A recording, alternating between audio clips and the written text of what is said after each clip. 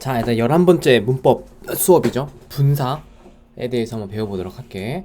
자, 분사라고 하는 거는 뭐 진짜 많이 들었지. 뭐 현재 분사, 과거 분사 이런 것도 많이 들었을 거고, 그 동사 시제 파트에서 뭐 have 플러스 pp라던가 뭐 아는 친구는 알겠지만 비동사 플러스 pp에서 수동태, 현재 완료할 때 다 pp가 들어간단 말이야.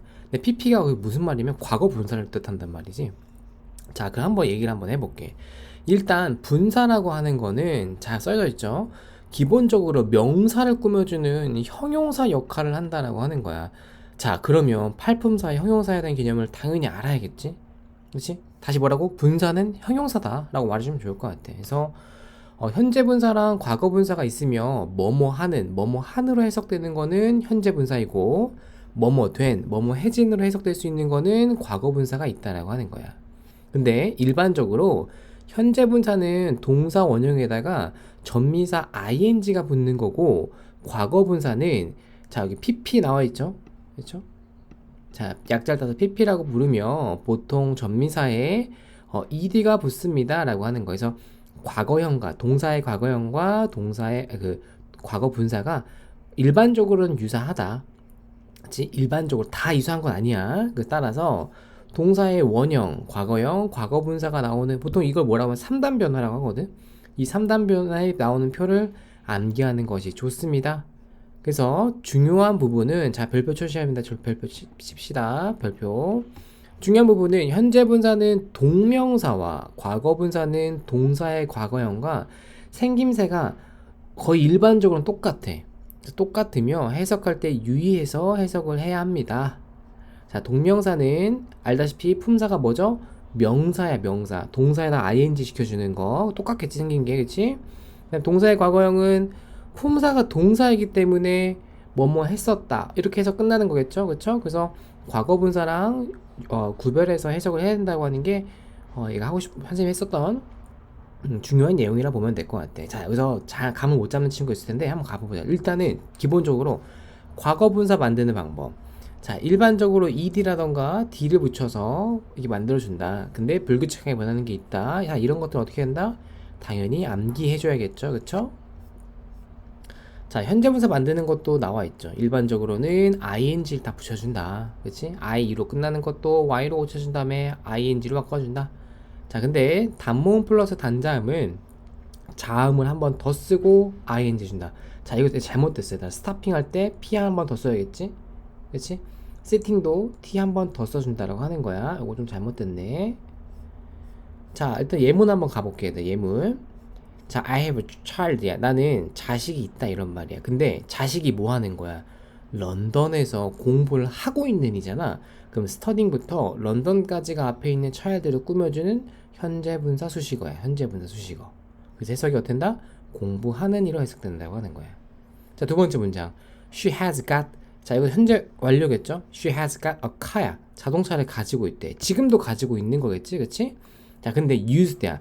우리가 알고 있는 use는 사용하다라는 뜻인데, used 과거 분사가 나옴으로써 사용된, 혹은 이런 말이겠지, 그치? 그래서 그녀의 아버지에 의해서 사용된 자동차를 가지고 있다, 이렇게 말해주시면 좋겠네. 그래서 어떤 느낌인지 알겠죠? 그래서 used부터 father까지가 앞에 있는 명사, 즉 자동차를 꾸며준다라고 보면 될 것 같아. 그쵸? 형용사 역할을 하고 있는 거겠죠? 자, 이거 기본적인 거고. 자, 두 번째, 분사 구문을 알아야 돼. 분사 구문. 얘들아, 분사 구문은 뭐냐면은 분사를 써서 구문 형태로 만든다라고 하는 거야. 봐봐. 분사 구문이란 부사절의 일부 성분을 생략하거나 짧게 말하려는 의도로 쓰여진 문장입니다 라고 나와 있어. 봐볼게.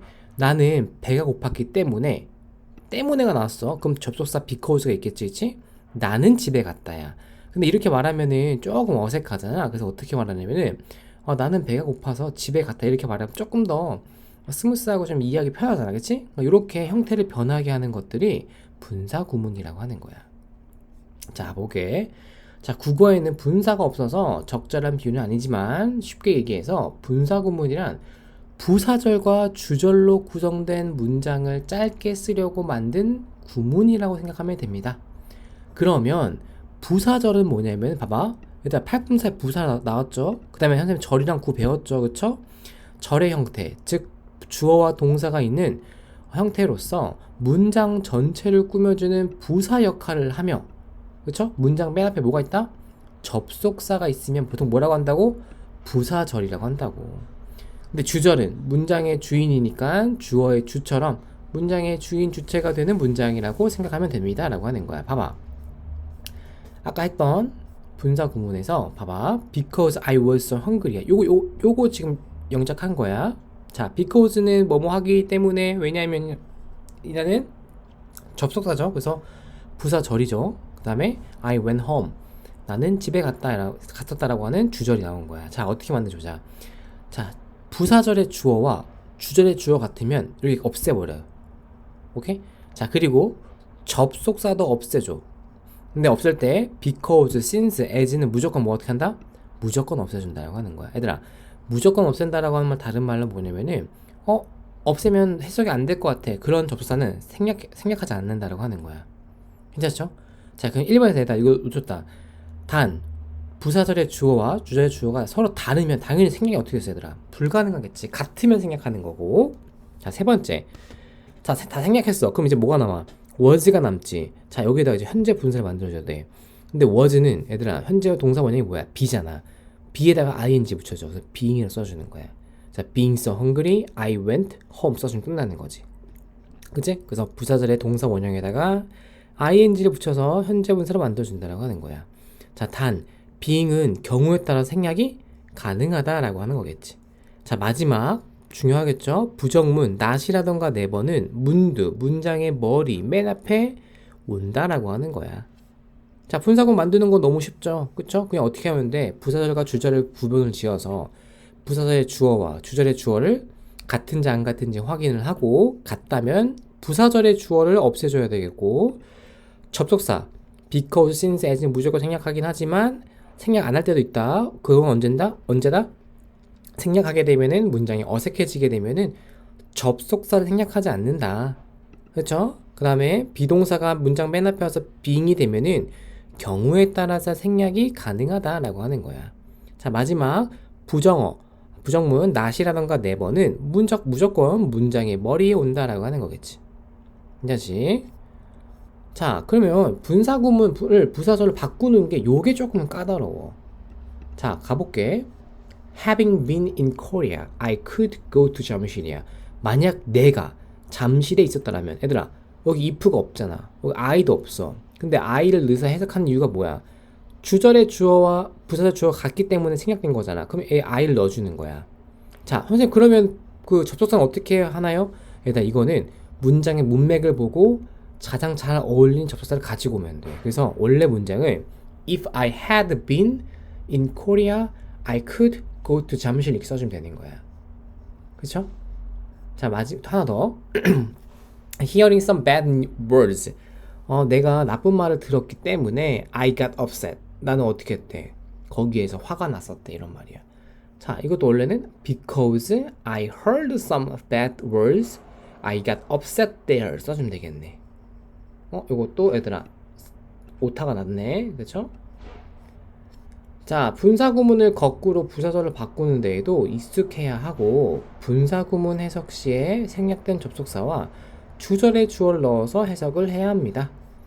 그래서 수동형 분사구문은 잘 봅시다 얘들아. because I was tired야. 자, 이거 비동사 플러스 pp라서 이거 수동태란 말이야. 그쵸? 그래서 원래는 이렇게 문장 이렇게 있으면은 부사절의 주어와 주절의 주어가 같기 때문에 여기 I랑 because를 없애줘야겠죠? 그쵸? 그 다음에 being도 이럴 때 어떻게 해줘야 돼? 없애주는 거야. 생략할 수 있어 이렇게. 자, 그럼 어떻게 돼 얘들아? 문장 맨 앞에 현재 분사가 아니라 과거 분사가 나오잖아. 그래서 이거를 수동형 분사구문이라고 하는 거야. 괜찮죠? 수동형 분사구문이란 부사절의 수동태 문장 형태였다가 분사구문으로 바뀌면서 문두 자리에 being이 생략되기 때문에 현재 분사가 아닌 과거 분사로 시작되는 분사구문을 말한다.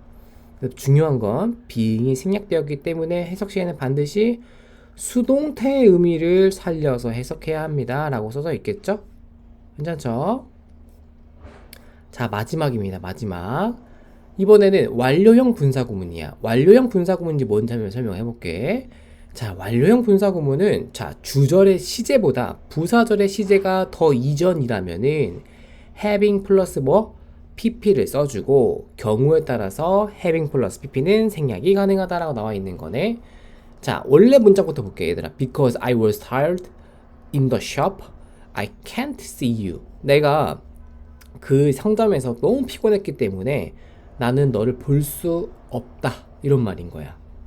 자, 그럼 얘들아, 여기 있는 동사의 시제와 주절의 동사 시제가 얘들아 어때? 여긴 현재고 여긴 과거지. 그럼 부사절의 시제가 어떤 거야? 더 이전이겠네. 자, 그럼 뭘 쓴다고? because 날려주고 I도 날려줘야겠지? 똑같은 거니까. 자, was가 그냥 being이 되는 것이 아니라 시제가 더 과거이기 때문에 having 플러스 pp, 즉 having been이 돼주면 된다라고 하는 거야. 괜찮죠? 근데 이게 또 뭐가 가능하다? 생략이 또 가능하다라고 하는 거겠죠. 그렇죠? 자, 그 다음에 마지막에 이제 with 분사구문 나왔습니다. 이게 마지막입니다. 자, with 분사구문은 보통 고등학교 때 배우는데, 자, 일단 가보자.